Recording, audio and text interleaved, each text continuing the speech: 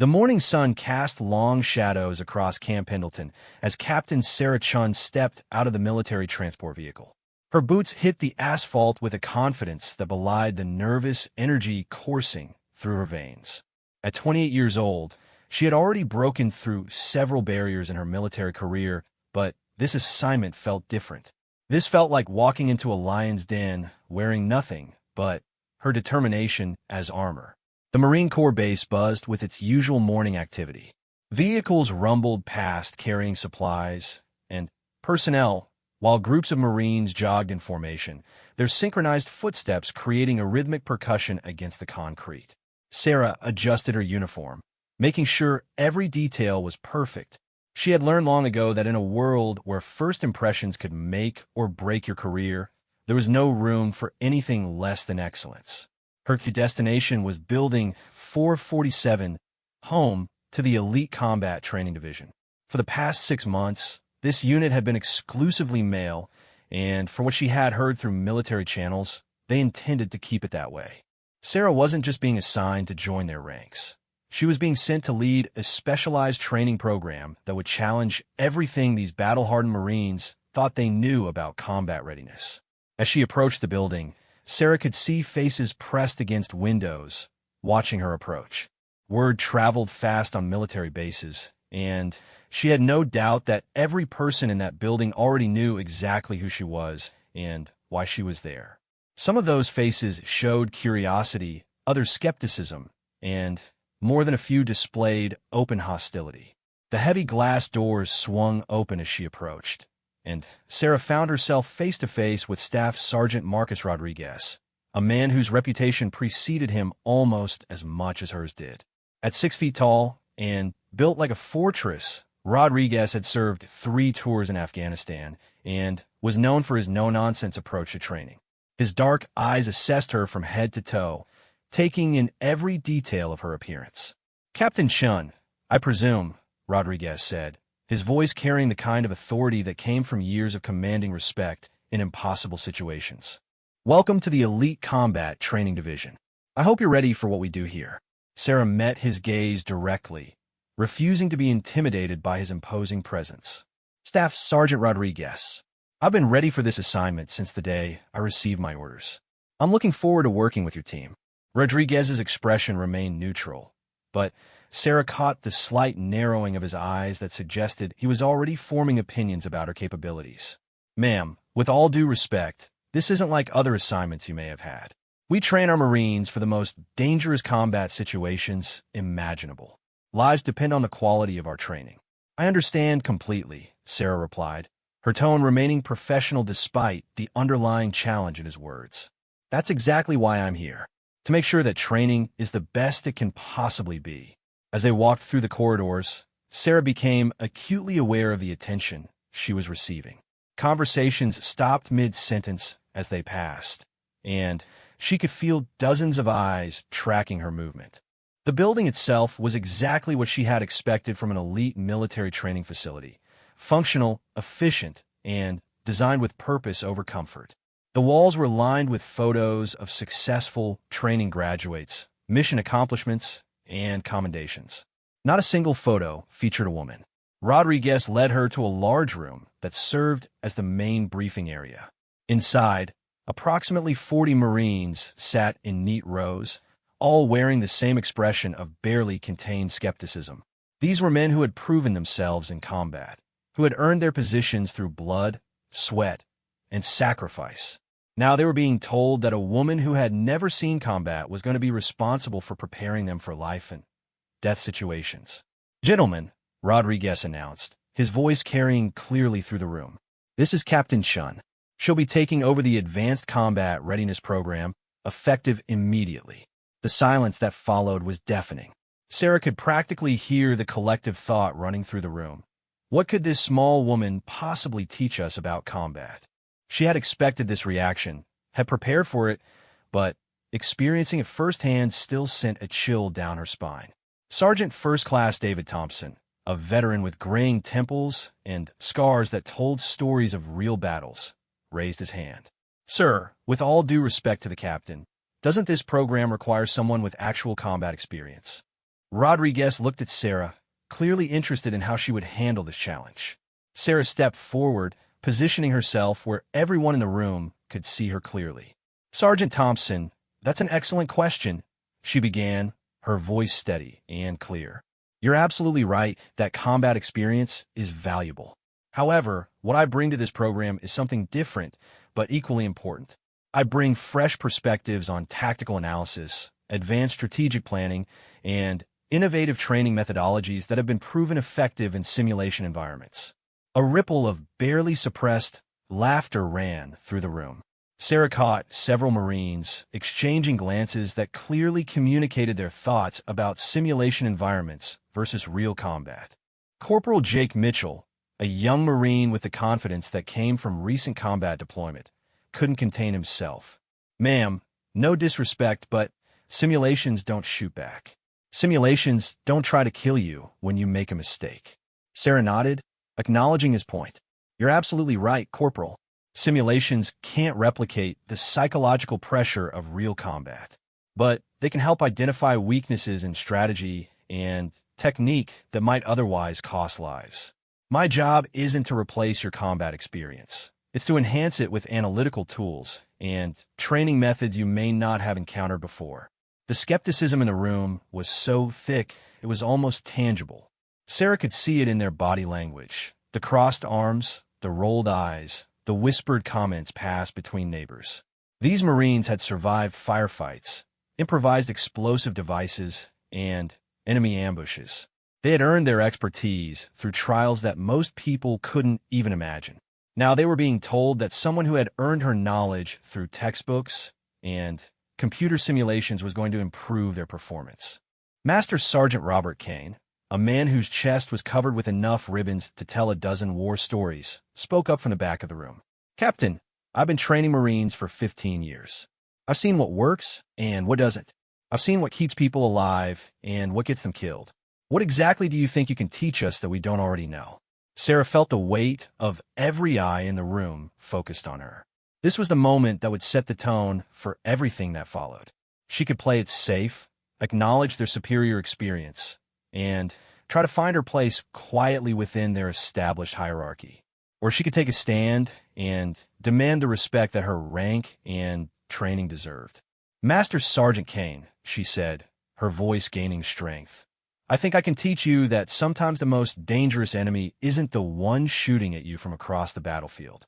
Sometimes it's the assumptions and blind spots that prevent you from seeing threats until it's too late. I think I can teach you that innovation and tradition can work together to create training that's more effective than either approach alone.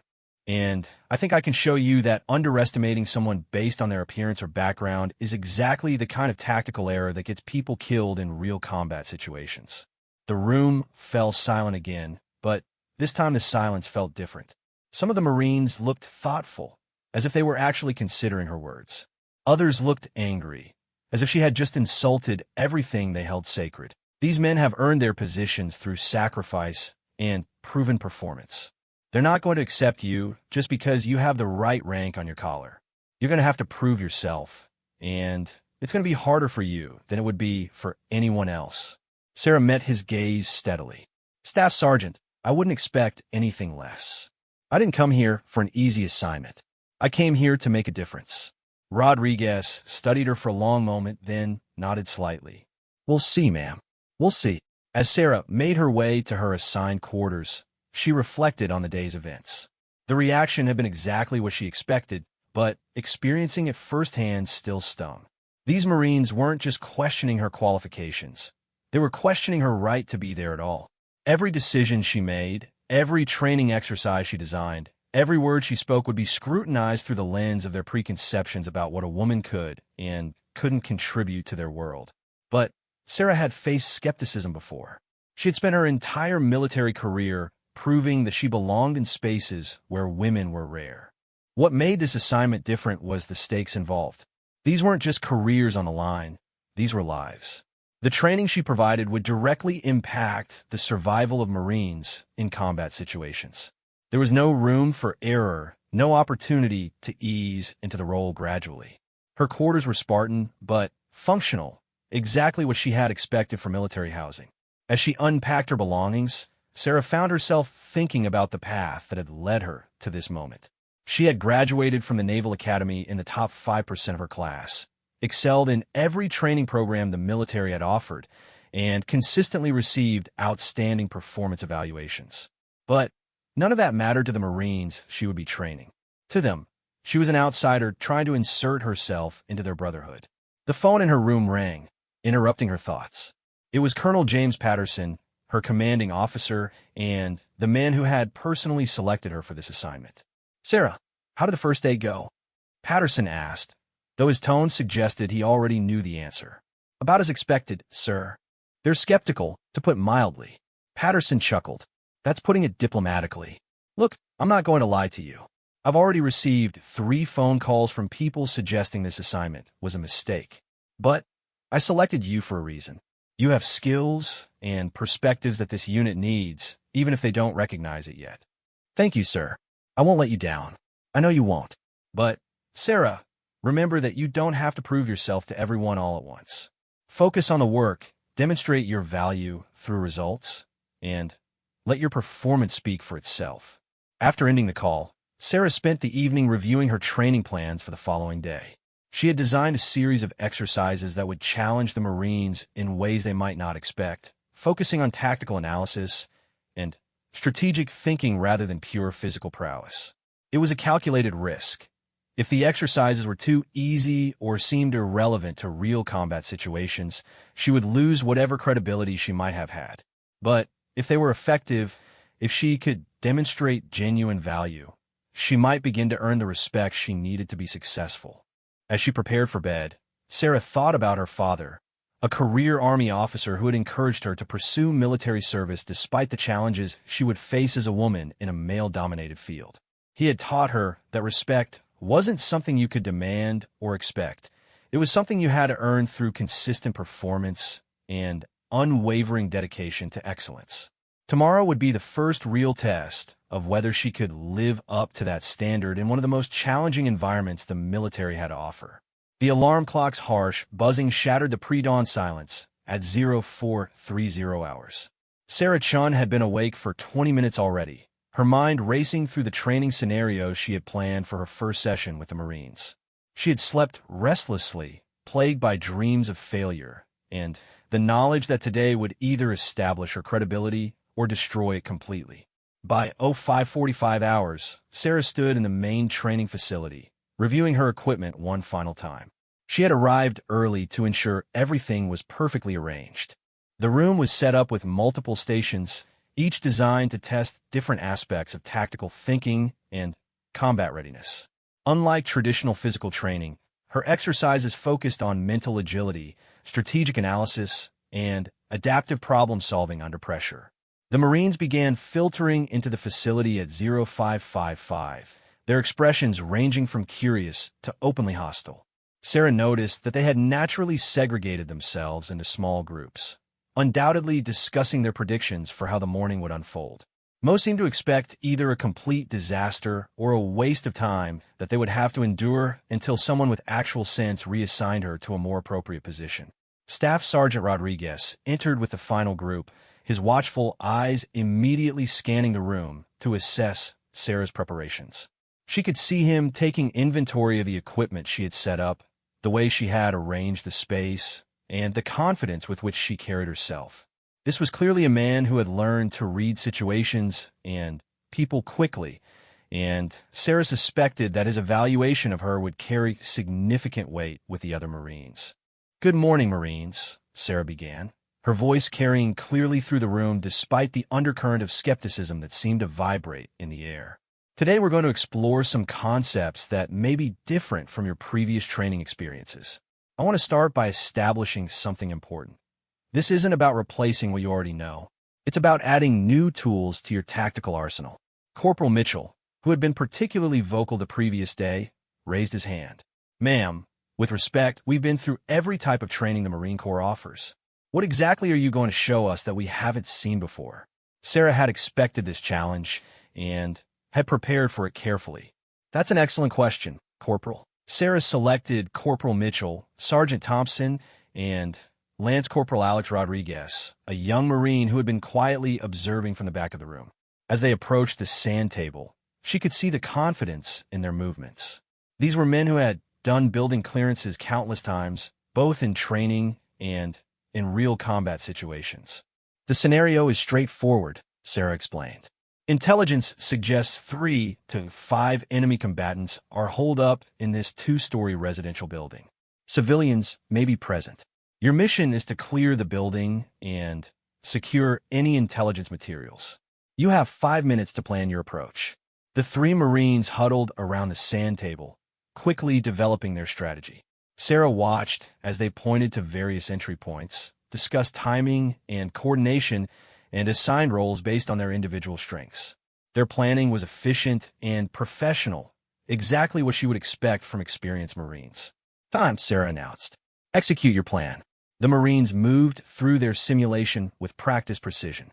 Mitchell took point, Thompson covered the rear approach, and Rodriguez secured the perimeter. Their communication was crisp and professional, their movements coordinated and purposeful.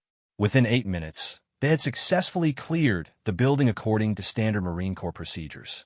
"Excellent work," Sarah said, and she meant it. Textbook execution of established clearing procedures. "Now, I want to show you something." She pressed a button on a small device, and a large monitor descended from the ceiling, displaying a detailed analysis of their simulation. The screen showed their movements tracked in real time, communication patterns analyzed for efficiency, and tactical decisions evaluated against multiple variables they hadn't been told about. "What you just saw was the standard approach that every one of you has been trained to execute," Sarah continued. "It was efficient, professional, and followed established protocols perfectly. However, there were 3 significant tactical variables that weren't included in your initial briefing." She pressed another button, and the display changed to show additional elements overlaid on their simulation. First, the building you just cleared has a basement level that connects to 2 adjacent structures. Second, local intelligence suggests the enemy has been using children as lookouts and early warning systems. Third, this particular neighborhood has a history of improvised explosive devices hidden in apparently civilian areas. The room had grown quiet as the Marines studied the new information.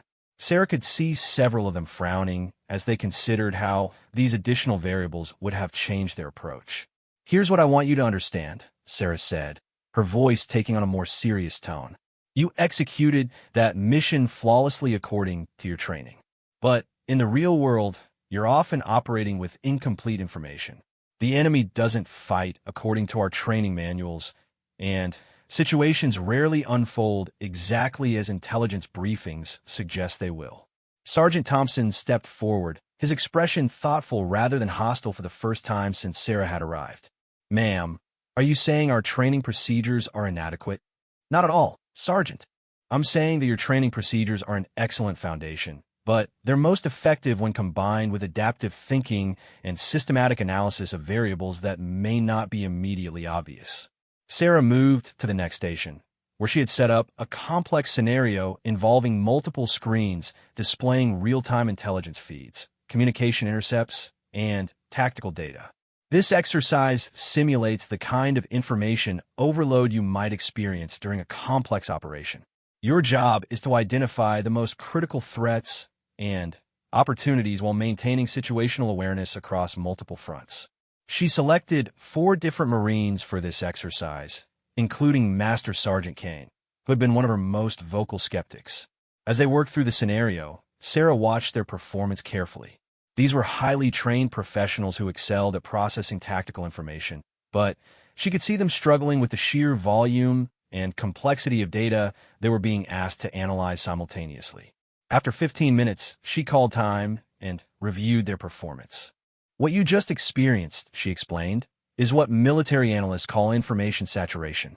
It's becoming increasingly common in modern combat situations where technology provides us with more data than we can effectively process using traditional methods." Kane looked frustrated as he studied the results display. "Ma'am, this seems like an impossible situation. How is anyone supposed to make good decisions with this much information coming at them?" That's exactly the right question, Master Sergeant. And the answer is that you can't make good decisions using the same mental frameworks that work for simpler situations. You need new analytical tools and systematic approaches for breaking down complex information into manageable components. Sarah spent the next hour walking the Marines through a series of exercises designed to teach these analytical techniques. She showed them methods for prioritizing information streams, identifying patterns that might not be immediately obvious, and making tactical decisions when complete information wasn't available. Most importantly, she demonstrated how these techniques could enhance rather than replace their existing training. As the morning progressed, Sarah noticed a subtle shift in the room's atmosphere. The open hostility had diminished, replaced by something that resembled cautious interest. Marines who had been rolling their eyes during her introduction were now asking thoughtful questions about practical applications. Even some of her harshest critics seemed to be engaging with the material seriously. The breakthrough moment came during the final exercise of the morning. Sarah had designed a scenario that combined physical challenges with tactical decision-making under extreme time pressure. The exercise required teams to navigate through a series of obstacles while simultaneously analyzing intelligence data and making strategic decisions that would affect the outcome of a simulated mission. She paired experienced Marines with less experienced ones, deliberately creating teams that would have to rely on different types of skills and perspectives to succeed. What emerged was exactly what she had hoped for: situations where traditional combat experience wasn't sufficient, where analytical thinking and adaptive problem-solving became just as important as physical prowess and tactical knowledge. Corporal Mitchell found himself partnered with Private First Class Jennifer Walsh, one of only 3 women in the unit. Walsh had joined the program just 2 weeks earlier and was still proving herself to the group. During the exercise, Mitchell's combat experience helped them navigate the physical challenges quickly, but Walsh's analytical skills allowed them to identify a tactical opportunity that other teams had missed. "How did you see that pattern in the intelligence data?" Mitchell asked Walsh after they had completed the exercise with the best time of any team. "I don't know," Walsh replied honestly. "I just started looking at all the information differently, trying to see connections instead of individual data points." Sarah had been watching this exchange closely. "That's exactly right, Private Walsh. You've demonstrated something that military analysts call pattern recognition under pressure.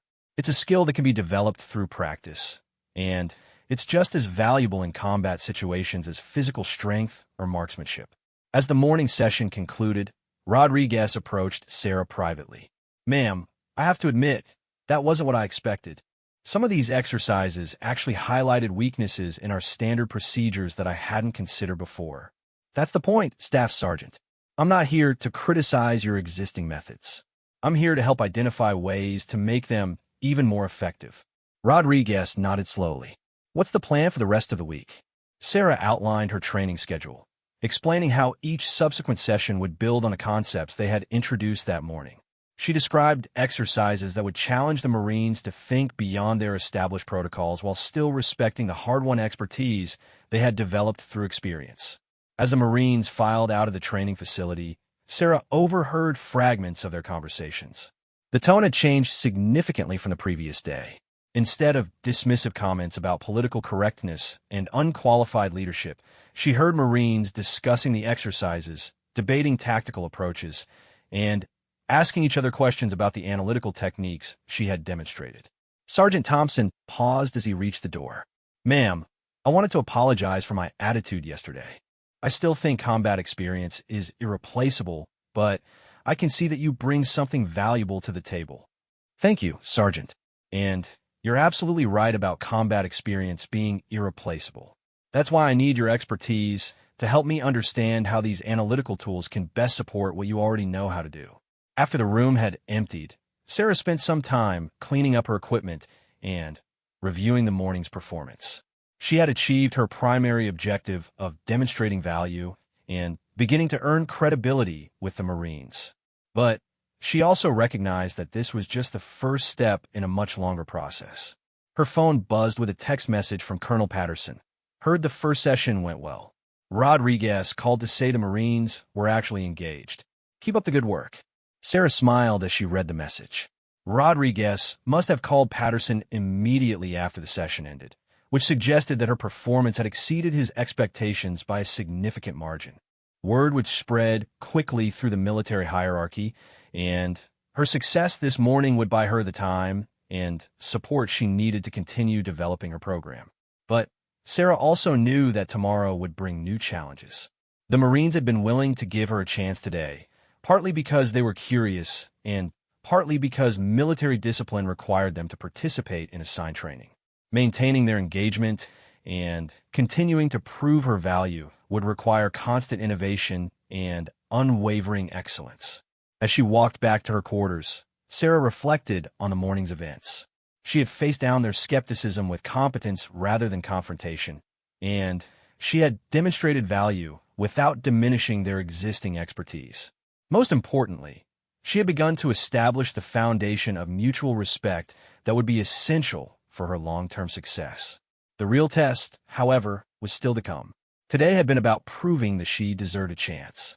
Tomorrow, and the days that followed, would be about proving that she deserved to stay. 3 weeks into her assignment, Captain Sarah Chun had established a routine that was beginning to feel natural. Each morning, she arrived at the training facility before dawn to prepare for the day's exercises. The Marines now entered with expectation rather than skepticism, and she had noticed subtle changes in how they interacted with her and with each other. But Sarah knew that her real test was approaching. General Robert Morrison, the commanding officer of the entire Marine Corps base, had announced that he would be conducting a surprise evaluation of the Elite Combat Training Division. The evaluation would include a comprehensive review of all training programs, with particular attention to any recent changes or innovations. The news had spread through the unit like wildfire. General Morrison was a legendary figure in the Marine Corps, a man who had earned his reputation through distinguished service in multiple combat zones. He was known for his exacting standards, his ability to identify weakness or inefficiency immediately, and his unwillingness to tolerate anything that didn't directly contribute to Marine readiness. Sarah felt the weight of this impending evaluation more acutely than anyone else in the unit. If her program failed to impress General Morrison, it wouldn't just mean reassignment for her.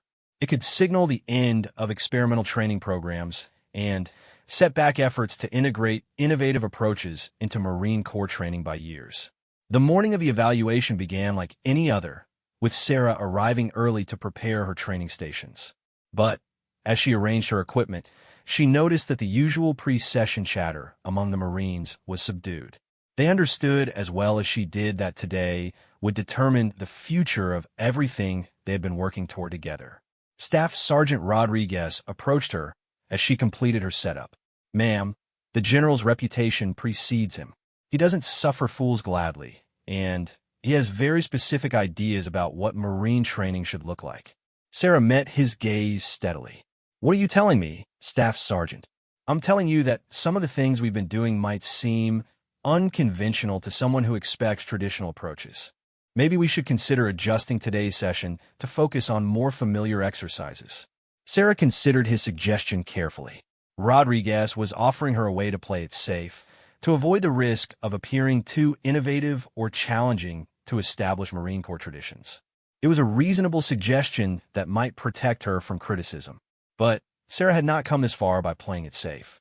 "Staff Sergeant, I appreciate your concern. But if our training program can't stand up to scrutiny from General Morrison, then it doesn't deserve to continue." Rodriguez nodded, though she could see the worry in his eyes. "Yes, ma'am. We'll do whatever you think is best." At exactly 0800 hours, General Morrison entered the training facility. Sarah's first impression was that his presence seemed to fill the entire room. At 62 years old, Morrison carried himself with the bearing of a man who had never encountered a challenge he couldn't overcome. His gray eyes swept the room methodically, taking inventory of everything from the arrangement of equipment to the posture of individual Marines. "General Morrison," Sarah said, stepping forward with her hand extended. "Captain Sarah Chun, welcome to the Advanced Combat Readiness Program." Morrison's handshake was firm but brief. "Captain Chun, I've heard interesting reports about your work here. I'm looking forward to seeing what you've accomplished." His tone was professionally neutral, giving Sarah no indication of whether the reports he had heard were positive or negative. She had learned enough about military leadership to know that Morrison would form his own opinions based on what he observed, regardless of what others might have told him. "Thank you, sir. We're ready to demonstrate the training program whenever you are." Morrison surveyed the room once more, his eyes lingering on the various training stations Sarah had prepared. "Proceed, Captain. Show me what these Marines have been learning." Sarah had designed this morning's session as a comprehensive demonstration of everything her program had to offer. Rather than focusing on individual exercises, she had created a complex scenario that would require the Marines to integrate all the skills and techniques they had developed over the previous 3 weeks.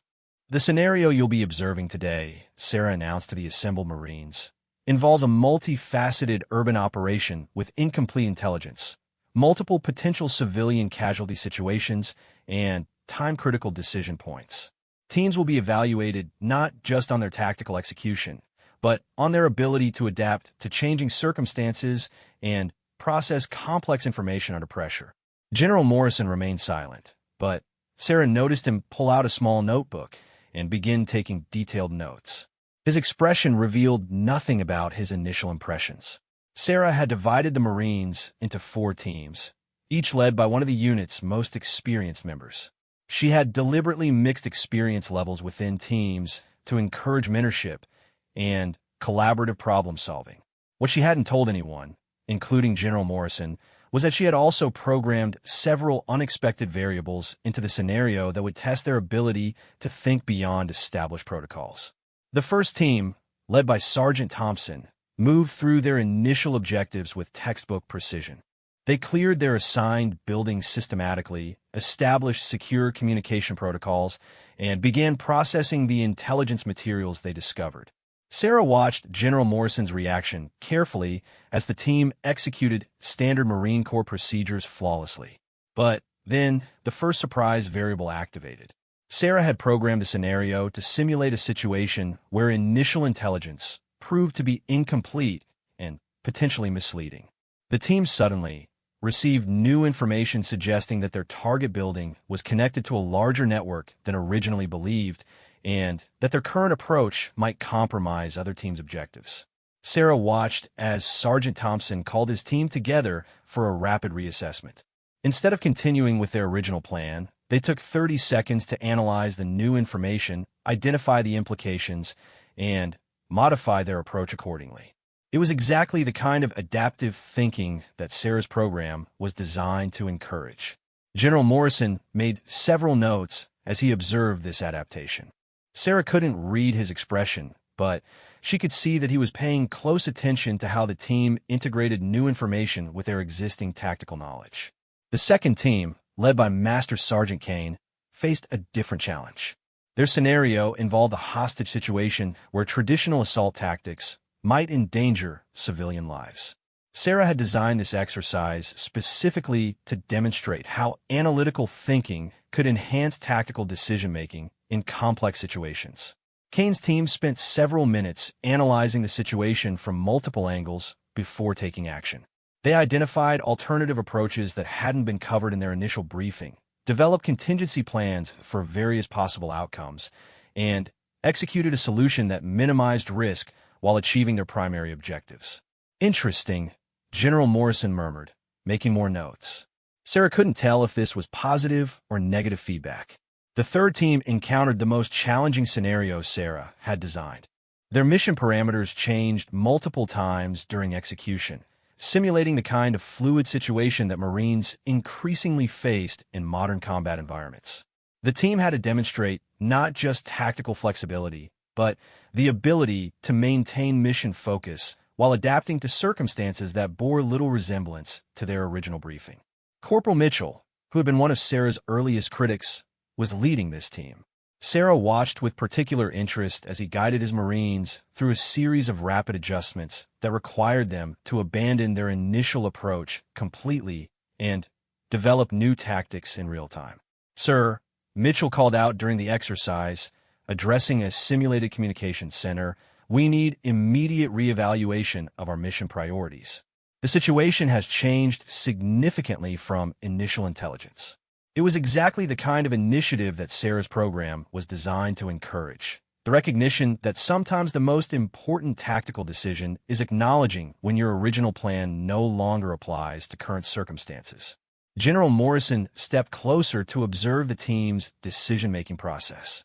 Sarah could see him studying their communication patterns, the way they shared information, and how they integrated individual expertise into collective decisions. The fourth team faced what appeared to be a relatively straightforward mission that gradually revealed layers of complexity. Sarah had designed this scenario to demonstrate how systematic analysis could reveal important patterns that might not be immediately obvious to even experienced Marines. Private Walsh, who had been quietly distinguishing herself in previous training sessions, identified a connection between seemingly unrelated pieces of intelligence that changed the team's entire approach to their mission. Her analytical insight led to the discovery of a tactical opportunity that significantly improved their chances of success, while reducing risk to both military personnel and civilians. How did you identify that pattern? General Morrison asked Walsh directly, surprising everyone in the room. Sir, Captain Shun taught us to look for connections between different types of information rather than processing each piece of data independently. When I started looking at the intelligence reports, communication intercepts, and tactical observations as parts of a larger picture, the pattern became clear. General Morrison made several more notes, then turned his attention back to the overall exercise. Sarah could see him evaluating not just what the Marines were doing, but how they were thinking about problems and approaching challenges. As the morning's exercises concluded, General Morrison gathered all the Marines together for what Sarah assumed would be his evaluation. She had no idea what his conclusions might be, but she knew that his assessment would determine the future of everything she had worked to build. Marines, General Morrison began, his voice carrying the authority that came from decades of leadership. I've spent the morning observing your training, and I want to share some observations. Sarah felt her heart rate increase as she waited for his verdict. What I've seen today represents some of the most innovative and practical training approaches I've encountered in 30 years of Marine Corps service. Morrison continued. You've demonstrated not just tactical competence, but the kind of adaptive thinking that will be essential for success in increasingly complex operational environments. Sarah felt a wave of relief wash over her, but Morrison wasn't finished. More importantly, he said, you've shown me that innovation and tradition can work together to create training that's more effective than either approach alone. The analytical techniques you've learned haven't replaced your tactical expertise. They've made that expertise more powerful and more applicable to real-world situations. General Morrison turned his attention to Sarah. Captain Shun, I want to commend you for developing a program that respects the experience and expertise of these Marines while challenging them to think beyond established protocols.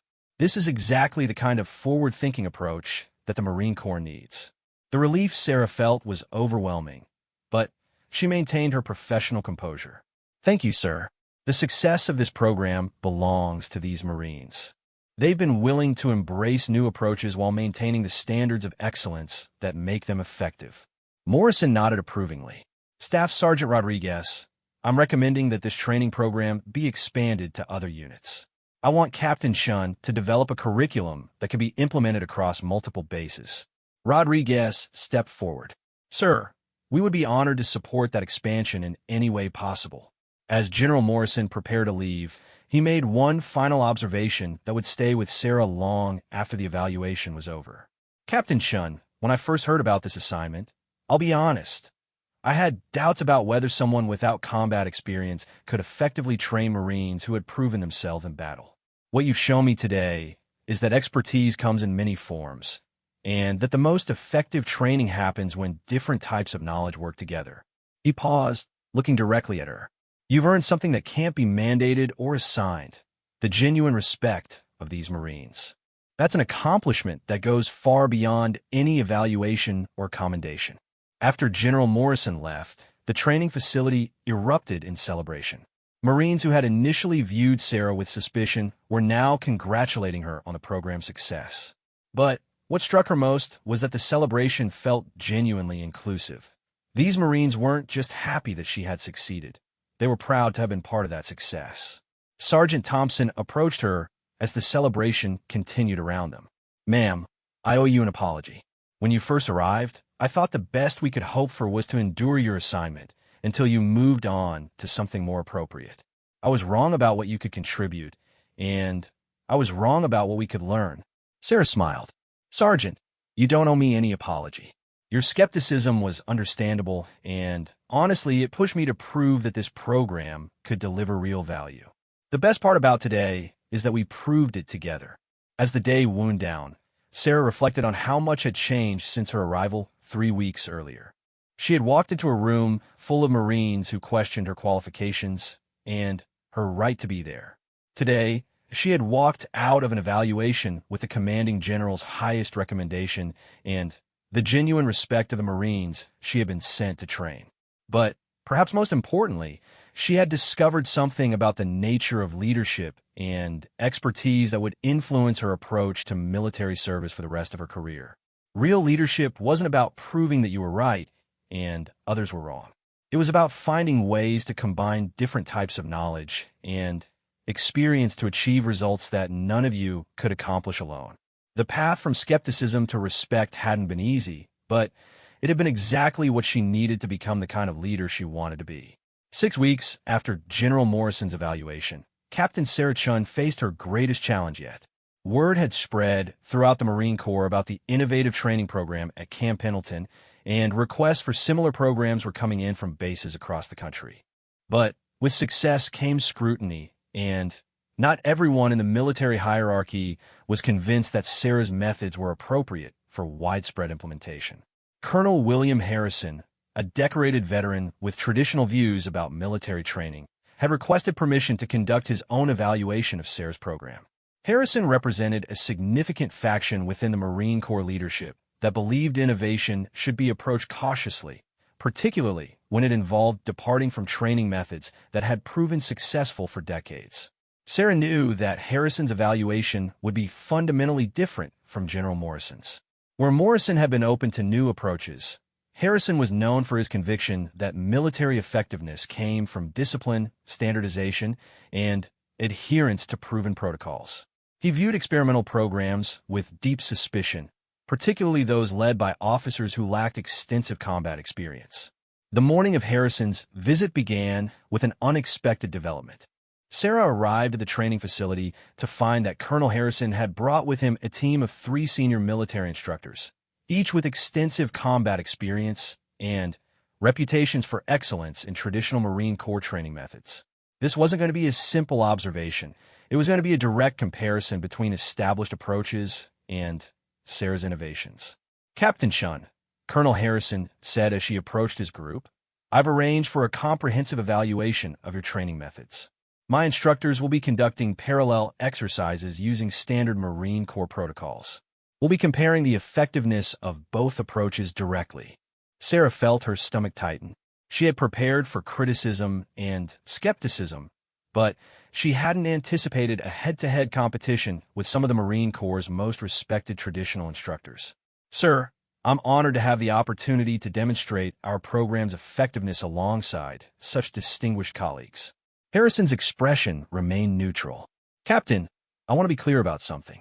I'm not here to attack your work or to prove that innovation is inherently wrong. But I am here to ensure that any training methods we adopt across the Marine Corps will actually improve our Marines' readiness for real combat situations." He gestured toward his team. Master Sergeant Sullivan, Gunnery Sergeant Chun, and Staff Sergeant Williams represent over 60 years of combined combat experience and training expertise. If your methods can demonstrate clear advantages over their approaches, I'll be the first to recommend broader implementation. Sarah studied the 3 instructors Harrison had brought with him.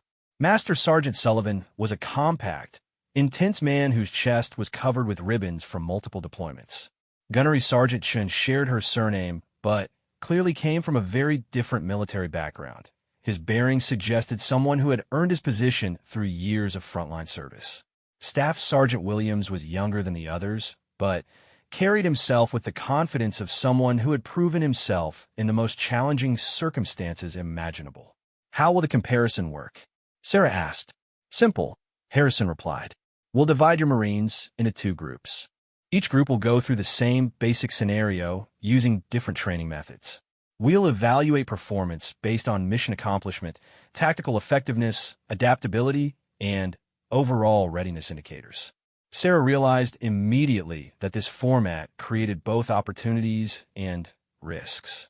If her methods proved superior, the demonstration would provide powerful evidence for expanding the program. But if the traditional approaches performed better, it could undermine everything she had accomplished over the past 6 weeks. Staff Sergeant Rodriguez approached as Harrison finished explaining the evaluation format. Ma'am, the Marines are ready for whatever you need them to do. Sarah could see the concern in Rodriguez's eyes.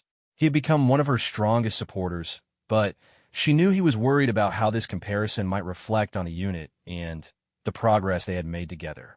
We'll divide the unit in half, Sarah announced to the assembled Marines. Half of you will work with Colonel Harrison's instructors using standard Marine Corps training protocols. The other half will work with me using the analytical and adaptive techniques we've been developing. The scenario will be identical for both groups. The scenario Harrison had chosen was deliberately challenging.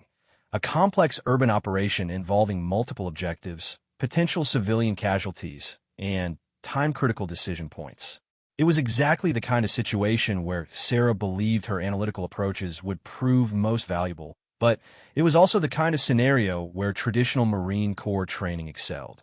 Master Sergeant Sullivan took charge of the traditional training group with immediate authority. Marines, we're going to approach this mission using proven tactical principles that have kept Marines alive for decades. Our focus will be on systematic execution, clear communication, and adherence to established protocols. Sarah watched as Sullivan organized his group with military precision. His approach was familiar and comfortable to the Marines. Clear chains of command, specific role assignments, and tactical procedures that they had practiced countless times. There was something reassuring about the competence and confidence with which Sullivan's group prepared for their mission.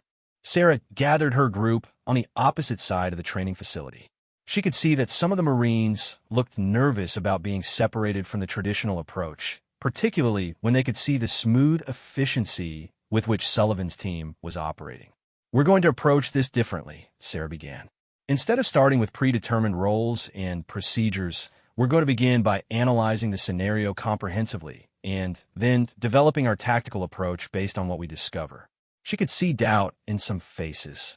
After 6 weeks of training, her Marines had become comfortable with analytical thinking, but the pressure of direct comparison was making them question whether these new methods could really compete with approaches that had proven themselves in actual combat.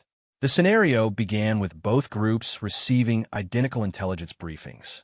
Sullivan's team moved immediately into tactical planning, assigning roles based on individual expertise and developing a systematic approach for accomplishing their objectives.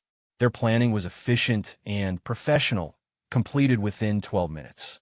Sarah's team spent the first 15 minutes analyzing the intelligence data for patterns and inconsistencies that might not be immediately obvious. Sarah could see Colonel Harrison watching this extended analysis period with growing skepticism. To someone expecting immediate tactical planning, their approach probably appeared indecisive and overly complicated. But Sarah's team had discovered something that Sullivan's group had missed. Hidden within the intelligence reports were subtle indicators suggesting that the scenario contained elements that hadn't been explicitly stated in the briefing. The pattern analysis technique Sarah had taught them revealed connections between seemingly unrelated pieces of information. Ma'am, Corporal Mitchell reported, we think there are additional factors in this scenario that weren't included in the standard briefing. The intelligence data suggests possible civilian evacuation routes that might conflict with our tactical approaches. Sarah nodded. What else have you found? Private Walsh stepped forward. The communication intercepts suggest that enemy forces may be using tactics specifically designed to exploit standard Marine Corps clearing procedures. They seem to be anticipating conventional approaches. This was exactly what Sarah had hoped to see. Marines using analytical thinking to identify tactical opportunities and potential threats that might not be apparent through traditional planning methods. Meanwhile, Sullivan's team had begun executing their mission with impressive efficiency. Their approach was systematic and professional, demonstrating the kind of tactical competence that had made the Marine Corps famous. They moved through their objectives methodically, maintaining excellent communication and coordination throughout the operation. Harrison was clearly impressed with Sullivan's team's performance. Excellent execution, he murmured as he watched their systematic approach to building clearing. This is exactly the kind of tactical competence that wins battles. Sarah's team approached the same objectives differently. Instead of following standard clearing procedures, they had developed tactics specifically designed to address the patterns they had identified in their intelligence analysis. Their approach was less conventional, but more adaptable to the specific circumstances of this scenario. The critical moment came when both teams encountered an unexpected development that Sarah had programmed into the scenario. A simulated civilian evacuation created a tactical challenge that hadn't been covered in either team's initial planning. Sullivan's team responded with disciplined professionalism, modifying their approach according to established protocols for civilian protection.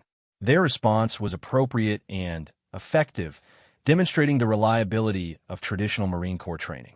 Sarah's team had anticipated this possibility based on their intelligence analysis. They had already developed contingency plans that allowed them to continue their mission while ensuring civilian safety. More importantly, they recognized that the evacuation created tactical opportunities that could improve their overall mission effectiveness. How did they know to prepare for that? Harrison asked Sarah, his tone suggesting genuine surprise. They didn't know specifically what would happen, Sarah replied. But their intelligence analysis identified patterns that suggested civilian complications were likely.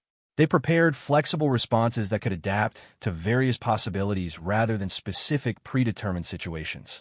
As both missions concluded, the differences in approaches became clear. Sullivan's team had accomplished their objectives efficiently and professionally using proven methods. Sarah's team had accomplished the same objectives while also identifying and exploiting tactical opportunities that the traditional approach had missed. But the real test came during the post-mission analysis. Sarah had designed evaluation criteria that measured not just immediate tactical success, but adaptability, innovation, and preparation for unexpected developments. Colonel Harrison spent an hour reviewing performance data from both teams. Sarah could see him comparing tactical execution, mission timing, resource utilization, and several other metrics that she hadn't been told about in advance. Master Sergeant Sullivan approached Sarah during the evaluation period. "Captain, I have to admit your Marines showed impressive adaptability. Some of the tactical choices they made wouldn't have occurred to me using conventional planning methods." "Thank you, Master Sergeant. But I want to be clear about something. Your team's performance was outstanding. The question isn't whether one approach is better than the other. It's whether combining both approaches might be more effective than either one alone." Sullivan considered this thoughtfully. "You think traditional training and analytical methods could work together? I think your tactical expertise provides the foundation that makes analytical innovation possible. Without solid traditional training, analytical thinking becomes academic theory. Without analytical thinking, traditional training can become rigid and predictable." When Colonel Harrison announced his conclusions, Sarah felt her future career hanging in the balance. After extensive observation and analysis, Harrison began, "I've reached several important conclusions about both training approaches." He paused, studying both groups of Marines. First, traditional Marine Corps training methods continue to provide excellent preparation for tactical situations. Master Sergeant Sullivan's team demonstrated the kind of competence and professionalism that represents the best of Marine Corps tradition. Sarah's heart sank. It sounded like Harrison was about to dismiss her innovations in favor of established methods. However, Harrison continued, "Captain Chin's analytical approaches demonstrated capabilities that traditional methods alone cannot provide. Her Marines identified tactical opportunities and prepared for contingencies that wouldn't have been apparent using conventional planning." Harrison looked directly at Sarah. "But most importantly, I observed something that I think represents the future of Marine Corps training. When your Marines used analytical thinking, they didn't abandon traditional tactical principles. they made those principles more effective. He turned to address both groups. The most impressive aspect of today's evaluation was seeing how new methods could enhance rather than replace proven approaches. Captain Chun, I'm recommending that your program be expanded, but with a modification. Sarah felt her pulse quicken. What kind of modification, sir? I want traditional Marine Corps instructors integrated into your training program. Not to replace your methods, but to work alongside them. I think the combination of proven tactical expertise and innovative analytical thinking could create the most effective training program the Marine Corps has ever implemented. The room was silent as everyone absorbed the implications of Harrison's recommendation. Sarah realized that she had achieved something even more significant than approval for her program. She had earned recognition that innovation and tradition could work together to create something better than either approach alone. Master Sergeant Sullivan stepped forward. Sir, I'd be honored to participate in a program that combines our approaches. What I saw today convinced me that we have a lot to learn from each other. As the formal evaluation concluded, Sarah reflected on the journey that had brought her to this moment. She had started with Marines who questioned whether she belonged in their world. Now she had military leaders advocating for the integration of her methods with traditional Marine Corps training. But the most satisfying part wasn't the professional recognition. It was the knowledge that she had found a way to honor the expertise and experience of traditional Marines while introducing innovations that could make them even more effective. The path from skepticism to respect had required more than just proving her competence. It had required demonstrating that innovation and tradition could strengthen each other rather than competing for dominance. 3 months had passed since Colonel Harrison's evaluation, and the integrated training program had exceeded everyone's expectations. Captain Sarah Chun now found herself leading a team that included both innovative analysts and traditional Marine Corps instructors. The combination had created a training environment that was both cutting-edge and grounded in proven military principles. But Sarah's greatest test was yet to come. General Morrison had announced that he would be bringing a delegation of senior military officials from multiple branches of service to observe the integrated program. The visit would determine whether Sarah's approaches would be adopted throughout the entire United States military or remain limited to select Marine Corps units. Among the visiting officials would be General Patricia Williams, the highest-ranking woman in the Army, and Admiral James Thompson, a veteran naval officer known for his skeptical views about experimental training programs. Most significantly, the delegation would include General David Martinez, the chairman of the Joint Chiefs of Staff, whose approval could transform Sarah's work from a local innovation into a military-wide revolution. The week before the visit, Sarah worked 18-hour days refining every aspect of the demonstration. She had designed a comprehensive scenario that would showcase not just the tactical effectiveness of the integrated program, but its potential applications across different branches of military service. The stakes couldn't have been higher. Success would establish her as a leading voice in military training innovation, while failure could end her career and set back progress for years. Sarah was reviewing final preparations when Staff Sergeant Rodriguez approached her with news that made her stomach drop. Ma'am, we have a problem. Private Walsh has been hospitalized with appendicitis. She's scheduled for emergency surgery tonight. Sarah felt the implications immediately. Private Walsh had become one of the program's most impressive success stories. Her analytical skills combined with growing tactical competence made her the perfect example of how the integrated approach could develop Marines who excelled in both traditional and innovative methods. Walsh was scheduled to lead one of the key demonstration teams. Who can replace her? Sarah asked, though she already suspected the answer wouldn't be encouraging. Rodriguez looked uncomfortable. Ma'am, nobody else has quite the same combination of analytical ability and tactical development. Walsh was unique in how quickly she adapted to both approaches. Sarah realized that this setback was more than just a logistical problem. The demonstration had been carefully choreographed to highlight specific capabilities, and Walsh's absence would create gaps that couldn't be easily filled. But canceling or postponing the visit wasn't an option. Too many schedules and too much political capital had been invested in this evaluation. That evening, Sarah called an emergency meeting with her entire training team, including both the innovative instructors and the traditional Marine Corps veterans who had joined the program. Master Sergeant Sullivan, Gunnery Sergeant Chun, and Staff Sergeant Williams sat alongside her original team members, creating a diverse group that represented the integrated approach she had worked to develop. "We have 48 hours to adjust our demonstration," Sarah announced. "I need everyone's input on how to modify our scenarios to account for Walsh's absence, while still showcasing the program's capabilities." The discussion that followed revealed how much the team had grown since the early days of skepticism and resistance. Traditional Marines offered suggestions for tactical modifications, while analytical specialists proposed alternative ways to demonstrate pattern recognition and adaptive thinking. Most importantly, everyone contributed ideas for how different team members could showcase capabilities they had developed through the integrated training approach. Corporal Mitchell, who had transformed from skeptic to advocate over the preceding months, made a suggestion that surprised everyone. "Ma'am, what if we don't try to replace Walsh directly? What if we use this as an opportunity to show how the program develops capabilities in Marines who might not seem like obvious candidates?" Sarah looked at him curiously. "What do you mean?" "Private Johnson has been struggling with the analytical components of the training, but he's shown real improvement over the past month. What if we give him Walsh's role and demonstrate how the program can develop analytical thinking in Marines who are primarily tactical specialists?" Master Sergeant Sullivan nodded approvingly. "That's actually more impressive than showcasing someone who's naturally gifted. If we can show that these methods work for Marines across the ability spectrum, it makes a stronger argument for broad implementation." Sarah realized that Mitchell had identified an opportunity disguised as a crisis.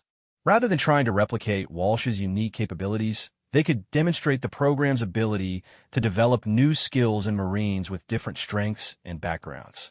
The next day was spent redesigning the demonstration scenarios around this new approach. Private Johnson, a solid Marine with excellent tactical skills, but limited analytical experience, was paired with Lance Corporal Roberts, who had strong analytical abilities, but was still developing tactical competence. The pairing would showcase how the integrated program encouraged collaboration between Marines with complementary skills. Sarah also made another significant decision. Rather than having herself lead the demonstration, she asked Staff Sergeant Rodriguez to serve as the primary presenter. Rodriguez had been with the program since its inception and had earned the respect of both traditional Marines and innovative specialists. His presentation would carry more credibility with the visiting officials than anything she could say herself. The morning of the evaluation, Sarah arrived at the training facility to find General Morrison already present, conducting a final review with the visiting delegation. The group included some of the most influential military leaders in the country, and Sarah could feel the weight of their collective experience and authority. General Williams was the first to approach her. "Captain Chun, I've heard remarkable things about your work here. As someone who has spent her career advocating for innovation in military training, I'm very interested in what you've accomplished." "Thank you, ma'am. I'm honored to have the opportunity to demonstrate how traditional expertise and analytical innovation can work together." Admiral Thompson's greeting was more reserved. "Captain, I'll be honest with you. I've seen many experimental programs that looked impressive in controlled environments, but failed when applied to real operational conditions. I'm here to determine whether your methods can actually improve military readiness or whether they're just academic exercises." Sarah appreciated his directness. "Admiral, I understand your skepticism completely. Everything we'll demonstrate today is designed to show practical applications that directly support operational effectiveness." General Martinez, the chairman of the Joint Chiefs, studied the training facility carefully before speaking. "Captain Chun, innovation in military training isn't just about developing new techniques. It's about ensuring that those techniques integrate seamlessly with existing capabilities and enhance overall readiness. Show me how your program accomplishes that integration." Sarah felt the pressure of his words. General Martinez was known for his strategic thinking and his ability to see beyond immediate tactical considerations to long-term implications for military effectiveness. His approval would require demonstrating not just that her methods worked, but that they could be scaled across the entire military without disrupting existing capabilities. Staff Sergeant Rodriguez began the demonstration with a comprehensive overview of how the integrated program had evolved over the previous months. His presentation was professional and confident, explaining how analytical techniques had been combined with traditional training methods to create more adaptable and effective Marines. The key insight, Rodriguez explained, is that innovation doesn't replace experience. It enhances experience by providing new tools for processing information and developing tactical solutions. The first demonstration exercise involved a modified scenario that showcased how Marines with different strengths could work together effectively. Private Johnson and Lance Corporal Roberts approached their mission using the collaborative analytical techniques that had become central to the integrated program. Sarah watched the visiting officials carefully as Johnson demonstrated analytical thinking that would have been impossible for him 3 months earlier. His approach wasn't as sophisticated as Walsh's might have been, but it showed clear evidence of skills development that traditional training alone wouldn't have provided. Admiral Thompson leaned forward as he observed Johnson's performance. "How long has Private Johnson been working with these analytical methods?" "Approximately 2 months, sir," Rodriguez replied. "He started the program with excellent tactical skills, but limited experience in systematic pattern analysis." "Impressive development," Thompson murmured, making notes in a small book. The second exercise demonstrated how analytical techniques could enhance traditional tactical training rather than replacing it. Master Sergeant Sullivan led a team through a complex urban scenario, using both conventional Marine Corps procedures and innovative analytical approaches to identify optimal solutions. What emerged was exactly what Sarah had hoped to achieve: tactical execution that was both professionally excellent and enhanced by systematic thinking that traditional methods alone couldn't provide. The Marines maintained all the discipline and competence that had made them effective while adding new capabilities that made them more adaptable to complex situations. General Williams asked several detailed questions about training methodology and implementation requirements. Sarah could see that she was evaluating not just the effectiveness of the techniques, but their practical feasibility for large-scale adoption. The final exercise was the most ambitious Sarah had designed. It involved multiple teams working on interconnected objectives that required both tactical excellence and collaborative analytical thinking. The scenario simulated the kind of complex, multidimensional operations that were becoming increasingly common in modern military engagements. Sarah watched as Marines who had initially been skeptical of analytical approaches now used those techniques naturally as part of their tactical planning. More importantly, she saw Marines with different specialties and experience levels working together in ways that maximized their collective capabilities. General Martinez observed this final exercise with particular attention. Sarah could see him evaluating not just the immediate tactical performance, but the broader implications for how military units could be organized and trained to handle increasingly complex operational environments. When the demonstrations concluded, the visiting officials spent an hour reviewing performance data and discussing their observations. Sarah waited anxiously as some of the most powerful people in the military evaluated everything she had worked to accomplish. General Morrison called everyone together for the final assessment. Sarah felt her career hanging in the balance as she waited for the delegation's conclusions.